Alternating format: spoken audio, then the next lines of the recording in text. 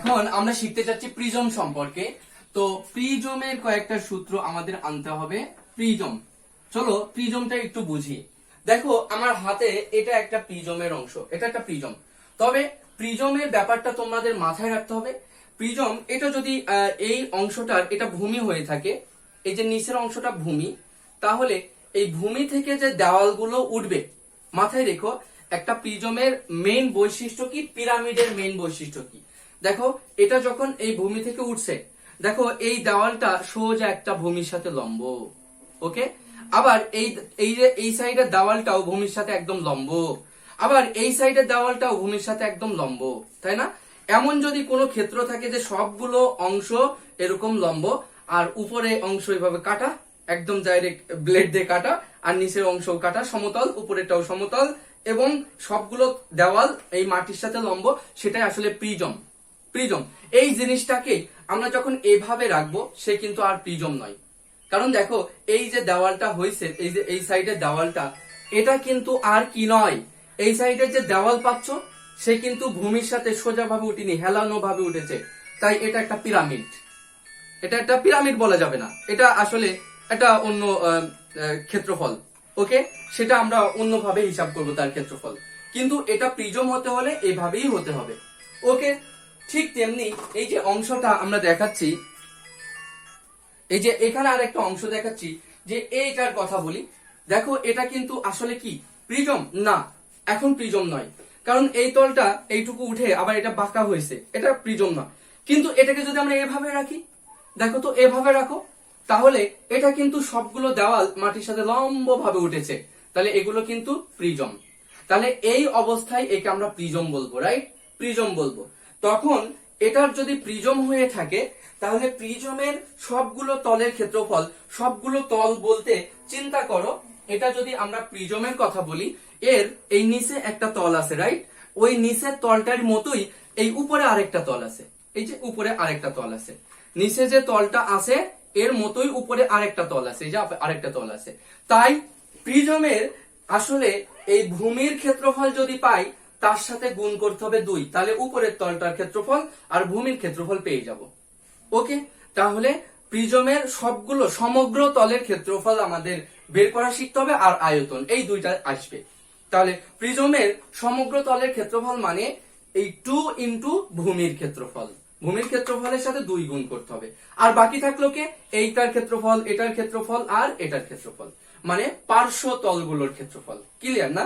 তাহলে প্রিজমের ক্ষেত্রফল, প্রিজমের সমগ্র তলের ক্ষেত্রফল সমান 2 ইন্টু ভূমির ক্ষেত্রফল যোগ পাশের তলগুলোর ক্ষেত্রফল যোগ পার্শ্ব তলগুলোর ক্ষেত্রফল। বলতো পার্শ্ব তলগুলোর ক্ষেত্রফল আবার অনায়াসে বের করা যায় কিভাবে? এই যে এই বাহুটার নাম তুমি যদি জানো, এটা যোগ, এটা যোগ, এই যে এই যে একটা দাগ টানছো, এই যে একটা দাগ টানলে, তার মানে এই যে নিচে যে ভূমিটা ছিল সেটারই এটা একটা পরিসীমা, রাইট? এই পরিসীমা। তাহলে এই যে একটা টোটাল দাগ, এই দেখো এখান দিয়ে যে টোটাল দাগ দিচ্ছ, এই একটা দাগকে বলছো পরিসীমা। এটা কার পরিসীমা? ভূমির পরিসীমা। তাহলে ভূমির পরিসীমার সাথে উচ্চতা যদি গুণ করো, তাহলে এই এই এই দাগ, এরকম দাগ, এরকম দাগ, এরকম পরিসীমা কত দূর পর্যন্ত আছে? এই উচ্চতা পর্যন্ত আছে। তাই পার্শ্বতলগুলোর ক্ষেত্রফল আবার বের করা যায় অন্য সিস্টেমে। কিভাবে? খুব সহজে বের করা যায়, যে ভূমির পরিসীমা গুণ উচ্চতা। তাহলে ভূমির পরিসীমার সাথে উচ্চতা গুণ করলে এই পাশের তলগুলোর ক্ষেত্রফল এসে যায়। তাই একটা প্রিজমের সমগ্র তলের ক্ষেত্রফল হয়, ভূমির 2 ইন্টু ভূমির ক্ষেত্রফল প্লাস পার্শ্ব তলগুলোর ক্ষেত্রফল। তাই আমরা প্রিজমের ক্ষেত্রে 1 নম্বর লিখতে পারি যে সমগ্র তলের ক্ষেত্রফল, ওকে, সমগ্র তলের ক্ষেত্রফল সমান 2 ইন্টু কি লিখবা? 2 ইন্টু ভূমির ক্ষেত্রফল, দেখো 2 ইন্টু ভূমির ক্ষেত্রফল, ওকে, প্লাস পার্শ্ব তলগুলোর ক্ষেত্রফল,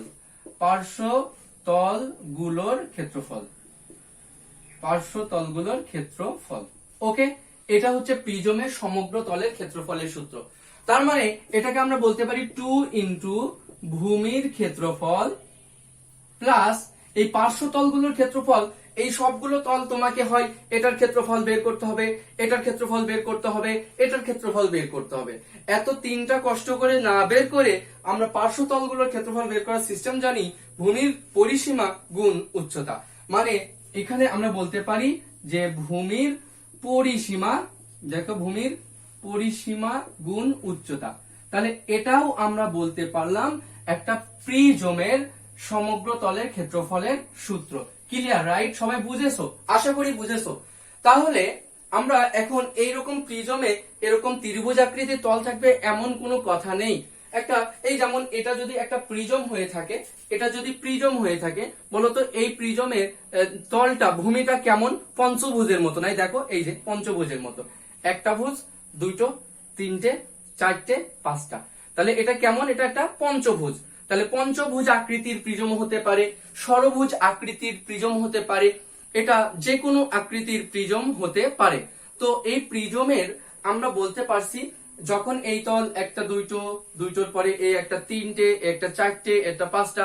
এখন পার্শ্ব তলগুলোর ক্ষেত্রফল পাঁচটা, কিন্তু এই বাহুটা এই পাঁচটা বাহুর মান যদি দেওয়া থাকে, তাহলে তুমি এই ভূমির পরিসীমা বের করতে পারবা।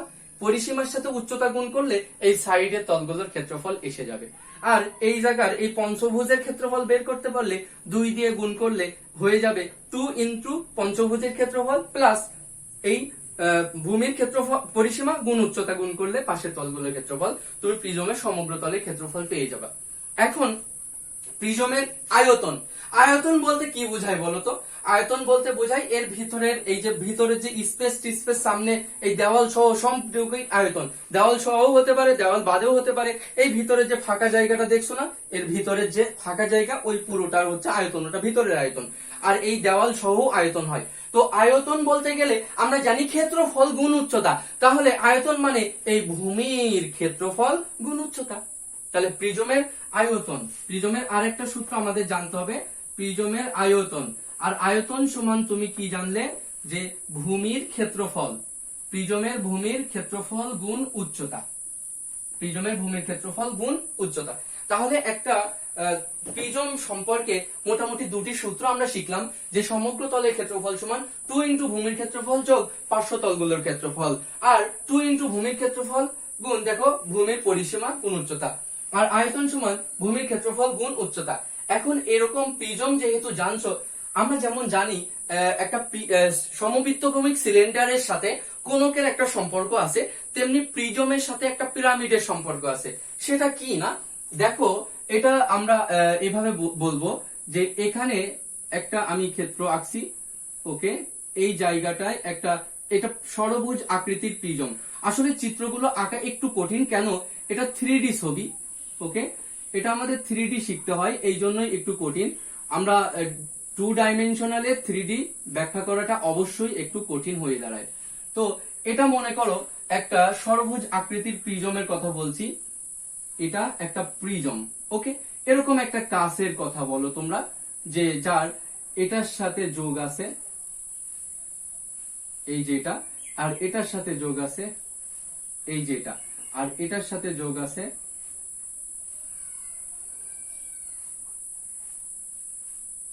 এটা, আর এটার সাথে যোগ আছেও এই যে এটা।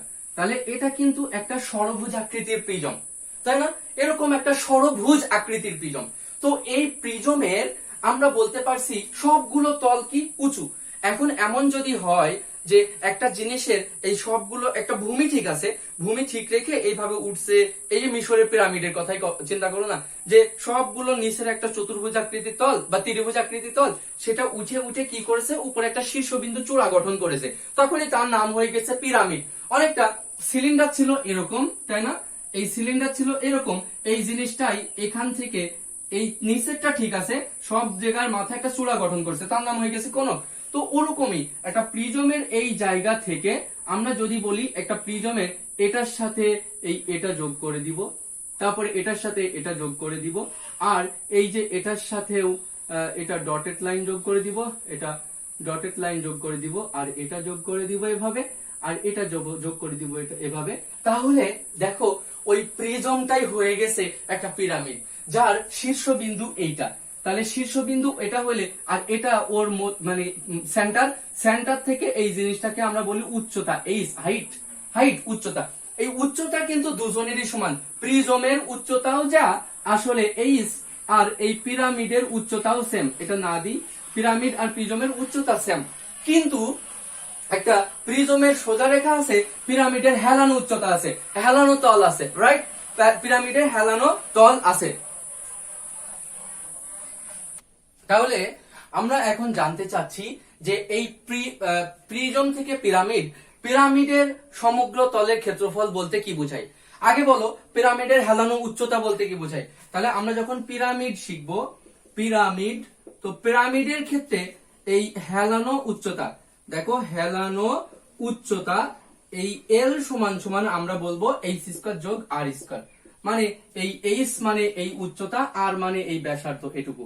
আর মানে কোন ব্যাসার্ধ, তাও এই নিচে যে ভূমিটা হয়েছে, মানে এরকম, আমি এটা নিচের ভূমিটা তোমাদের একটু ভালো করে আগাই দিচ্ছি। দেখো এরকম একটা ভূমি হয়েছে, এবং এই ভূমিটা নিচে এরকম ভূমি পাবা, সেই ভূমিটা দিয়ে যদি অন্তর্বৃত্ত একটা আঁকো, সেই অন্তর্বৃত্তের ব্যাসার্ধটা, এটা কিন্তু এই কৌণিক বিন্দুর ব্যাসার্ধ, পরিবৃত্তের ব্যাসার্ধ না, এটা হচ্ছে। তাহলে পিরামিড, এই এইচ আর বলতে কার ব্যাসার্ধ, প্রিজমের ভূমির, পিরামিডের ভূমির অন্তর্বৃত্তের ব্যাসার্ধ। ক্লিয়ার না? পিরামিডের ভূমিটার অন্তর্বৃত্তের ব্যাসার্ধ, মানে এই এটা নয়, এই যে এটা, এটা নয়, এই যে এটা, এই ব্যাসার্ধটাকে আমরা আর বলছি। এখন তাহলে পিরামিডের আমরা চাই সমগ্র তলের ক্ষেত্রফল, সমগ্র তলের ক্ষেত্রফল, এটাই আসে পরীক্ষায়, আর আয়তন এই দুইটা আসে। তো বলো পিরামিডের কি এই ভূমি কি দুইটা আছে না একটা আছে, তাই না? তাই এখানে 2 ইন্টু ভূমির ক্ষেত্রফল হবে না, হবে কি শুধুমাত্র ভূমির ক্ষেত্রফল, ভূমির ক্ষেত্রফল। আচ্ছা, যোগ ভূমির ক্ষেত্রফল যোগ উচ্চতা। এবার পার্শ্বতলের ক্ষেত্রফল। বলো ওর যেমন পার্শ্বতলের ক্ষেত্রফল কি হয়েছিল, যে পার্শ্বতলগুলোর ক্ষেত্রফল ডাইরেক্ট লিখতে পারি, যে পার্শ্বতলগুলোর ক্ষেত্রফল, পার্শ্বতলগুলোর ক্ষেত্রফল, তাহলে পার্শ্বতলগুলোর ক্ষেত্রফল। এখন ভূমির ক্ষেত্রফল ইন্টু দেখো হলো পার্শ্বতলগুলোর ক্ষেত্রফল। এই পার্শ্বতলগুলোর ক্ষেত্রফল যেমন আমরা ওখানে করেছিলাম যে ভূমির পরিসীমা ইন্টু উচ্চতা। বলো এই ক্ষেত্রে এর নাই এই পাশে, মানে একটা পিরামিড, একটা প্রিজমের এই জায়গাতেও দেখো, একটা প্রিজমের এই নিচে যেমন ভূমির মানে পরিধি আছে, এই জায়গায়ও ভূমির সেই একই পরিধি আছে। এই সেই একদম উপর পর্যন্ত, যেহেতু দেওয়ালগুলো লম্ব, তাই উপর পর্যন্ত কি আছে, এই পরিধি, ভূমির পরিধি সেম আছে। কিন্তু একটা প্রিজমের নিচের যে ভূমির পরিধি আস্তে আস্তে কমতে কমতে এই জায়গায় আর নেই, উপরে একদম জিরো হয়ে গেছে, একটা বিন্দু হয়ে গেছে, শীর্ষ বিন্দু গঠন করেছে। তাই এই ভূমির পরিধি ইন্টু উচ্চতা দিলে এই পাশের ক্ষেত্রফলগুলো হয়, কিন্তু সেটা কার ক্ষেত্রফল হয়ে যায়, প্রিজমের। তাই পিরামিডের ক্ষেত্রফল যেহেতু অতগুলো নেই, তাই হবে ভূমির পরিসীমা গুণ উচ্চতা, এর গড় 2 দিয়ে ভাগ করে দিতে হবে। তাহলে আমরা বলতে পারছি এই জন্যই যে এর উল্টা ভাবে বলা যায় যে ভূমির ক্ষেত্রফল, ওকে, ভূমির ক্ষেত্রফল প্লাস এই ভূমির পার্শ্বতলগুলোর ক্ষেত্রফলকে আমরা এভাবে লিখতে পারি যে যোগ ভূমির পরিসীমা, ভূমির পরিসীমা গুণ উচ্চতা, ভূমির পরিসীমা গুণ উচ্চতা। কোন উচ্চতা? মেইন উচ্চতা, এই হেলানো উচ্চতা নয়, মেইন উচ্চতা। ভূমির পরিসীমা গুণ উচ্চতা ডিভাইডেড বাই 2, গড়টা নিতে হবে। কারণ এই সাইডের এই অংশগুলো কার নেই বলতো, এইগুলো তো একটা পিরামিডের নেই। তাই এই জায়গায় যেমন ভূমিতে পরিসীমা ছিল, এই উপরে আস্তে আস্তে কমতে কমতে কমতে এখানে আর নেই, ওখানে হয়ে গেছে 0। তাই আমরা বলতে পারি যে পরিসীমা গুণ উচ্চতা ডিভাইডেড বাই 2। এখন জানতে চাই পিরামিডের আয়তন। বলতো আয়তন কি হবে? ওই যে শিখছিলেন, এই সোজা ছিল আমাদের কি বলতো, প্রিজম, এবং প্রিজমের আয়তন তো সম্পূর্ণটা ছিল, রাইট? প্রিজমের আয়তন সম্পূর্ণ ছিল, কিন্তু একটা এর কোনো আয়তন ছিল সম্পূর্ণটা না, এই অংশটার আয়তন নেই, আবার এদিকের আয়তন নেই, তাহলে 3 ভাগের 1 ভাগ হয়ে গেছে। তাই ওর আয়তন আর এই প্রিজমের আয়তন আর পিরামিডের আয়তন সেম, তবে প্রিজমের আয়তন থেকে 3 ভাগের 1 ভাগই হবে পিরামিডের আয়তন। তাহলে আয়তন সমান 1/3 ইন্টু এর আয়তন কিভাবে শিখছো, যে ভূমির, দেখো ভূমির ক্ষেত্রফল গুণ উচ্চতা, ভূমির ক্ষেত্রফল গুণ উচ্চতা, এটা হবে পিরামিডের আয়তন।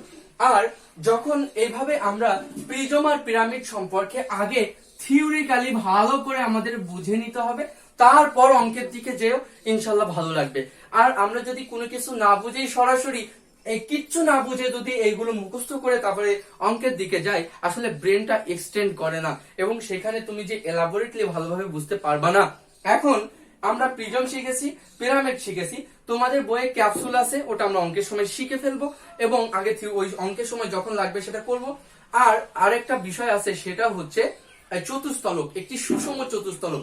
বেসিক্যালি একটা সুষম চতুস্তলক এটাই, দেখো এটা একটা সুষম চতুস্তলক। এই যে এই চতুস্তলকের এটা একটা তল আছে, এটা একটা তল, এটা একটা তল, আর নিচে একটা তল, মানে মিশরের পিরামিড, যার এই চারটা তলই কি সমান, তাই এটা একটা সুষম চতুস্তলক। আর এই সুষম চতুস্তলক এক ধরনের দেখো পিরামিড, সুষম চতুস্তলক একটা কি পিরামিড। তাই এটার যখন কাজ করব আমরা, এর সমগ্র তলের ক্ষেত্রফল মানে কি ভূমির ক্ষেত্রফল যোগ পার্শ্ব তলগুলোর ক্ষেত্রফল পারবো, আমরা তখন অঙ্কের সময় দেখব। এবং এর আয়তন কি হবে বলো, ভূমির ক্ষেত্রফল মানে 1/3 ইন্টু ভূমির ক্ষেত্রফল ইন্টু উচ্চতা, তাহলে উচ্চতাটা আমাদের বের করা শিখে আমরা অঙ্কের সময় শিখে ফেলবো। তাহলে একটা সুষম চতুস্তলক কিসের অংশ, একটা সুষম চতুস্তলক এক ধরনের পিরামিড। তাহলে আমরা এই লেকচার 1 এর পার্ট 1 পার্ট 2 এর মাধ্যমে শিখে ফেললাম এই অধ্যায়ে যতগুলো সূত্র প্রয়োজন, সূত্রগুলো অ্যাকচুয়ালি কিভাবে আসে। এরপরে আমরা অনুশীলনের অর্থাৎ লেকচার 2 থেকে অনুশীলনের অঙ্কের দিকে ধাবিত হব।